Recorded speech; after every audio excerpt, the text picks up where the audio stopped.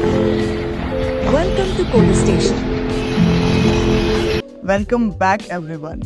In today's video, we are diving into the world of asynchronous JavaScript, a fundamental concept for building dynamic and responsive web applications. What is asynchronous JavaScript? Asynchronous JavaScript allows us to execute tasks concurrently, meaning that while one task is being processed, the program can continue with other tasks instead of waiting for the current task to finish. Imagine waiting for a slow website to load because it's fetching data from a server. Asynchronous programming prevents this by allowing the browser to perform other tasks while waiting for the data. There are three main ways to handle asynchronous tasks in JavaScript, that is callbacks, promise, and async await. Let's see them one by one. The first function is callbacks. Callbacks are functions that are passed as arguments to other functions and are executed once the task is completed or when a certain condition is met. They have been used traditionally to handle asynchronous operations in JavaScript. Let's see the example to demonstrate the syntax of callback function. In the above example, we have used the JavaScript function called setTimeout. We can specify a callback function to be executed on timeout. So in the above example, my function is used as a callback. My function is passed to setTimeout as an argument.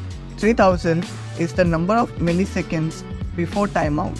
So my function will be called after 3 seconds. Here is a note: when you pass a function as an argument, remember not to use parentheses. Here is the right syntax and the wrong syntax. Let's use another JavaScript function called setInterval. We can specify a callback function to be executed for each interval. Let's see a beautiful example of asynchronous JavaScript using callback. We are going to create a timer which is going to display the time every second. Let's see. In this example, let's look at the HTML structure. The HTML structure defines a simple web page with a heading h1 and a subheading h2, a paragraph B, and an empty heading h1 with the ID demo.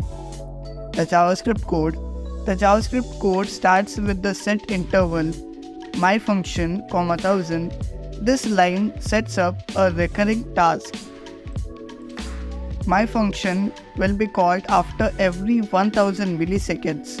That is 1 second. Let's see the my function. My function is a custom function defined in the script. It gets the current date and time using the newDate function, which creates a newDate object representing the current date and time. Then it abstracts the hour, getMinutes, and getSecond methods respectively. Finally, it updates the content. The content of the element with the ID demo with the current time using the document.getElement by ID demo.innerHTML. So if I run this, you can see it is showing the current time. As you can see, it is showing the current time. That concludes our first callback function. I hope you find this video informative. Don't forget to like, share, and subscribe for more content. Happy coding, and I will see you in the next video.